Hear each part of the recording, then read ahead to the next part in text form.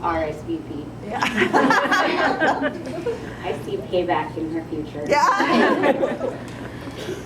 So last night I sat down and reflected about my journey since graduating from UAF. I'd never really thought about it before, about how I got from there to here. So it was good for me just to sit and reflect. Well, going back to like when I first started at UAF as a freshman and a sophomore, a lot of the instructors and my advisor at the time was Kay Thomas. They were always telling us to not only get the education, but to also get the experience. So before my junior year at UAF, I went and applied for an internship at Doyon Limited because I was majoring in accounting, and I was offered the accounting internship with Betty Huntington. I interned with her for 2 years, and then I graduated that May. And like most college graduates, I had just completed 16 years of school, so I wanted a break. Graduation was on a Sunday, like it is now, and that Thursday I got a call from Miranda Wright, and she had asked me to, who was then the executive director of the Doyon Foundation. She asked if I could come in and do the payroll for the Doyon Foundation. The person that, the employee that does payroll usually was out of the office on emergency. So because I did the internship for DL for 2 years, I knew their accounting software. So I went in and I did their payroll, went home. That was a Thursday.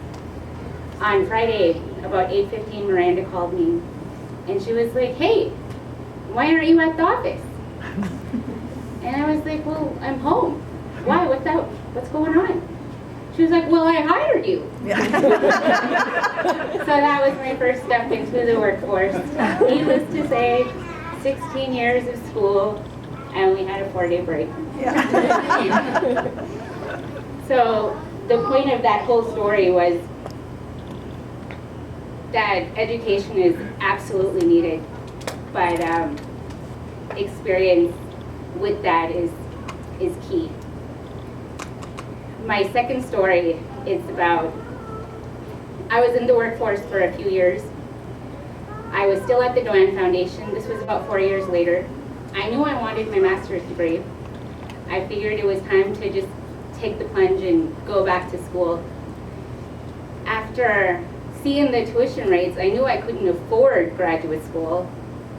I knew I wasn't going to take out another student loan because as a freshman at UAF, for some reason, I took out a $6,000 student loan. So in June, after graduation, I got my first invoice. I paid it. The next month, I got another invoice. And I was like, oh my God, I'm going to get these invoices for the next 6 years.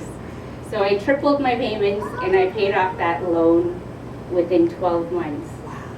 So I knew I didn't want to go through that again. So I resigned from the Doyon Foundation and I accepted a job with UAF as the Associate Registrar for graduation. And being employed at UAF, one of the benefits is that you get free tuition.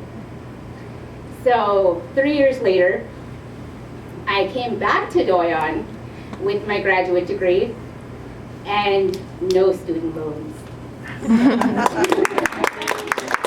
So one of the, I guess the moral of the story is to plan and to set your goals and it'll happen.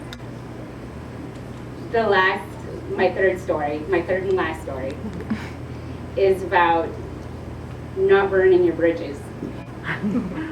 So on every path that I took in my life, since just my whole life, I've always came back around and had to go to somebody with the experience or knowledge that I needed in facing the current issue or situation in my life, whether it was advice or what they thought on the situation. I always went back to somebody that I crossed paths with before. And so I just can't stress the importance of getting out there into the workforce and making, creating your network of people and not burning those bridges as you move on in your career. With that, with all the graduates that's walking this Sunday, congratulations, and thanks for letting me talk with you.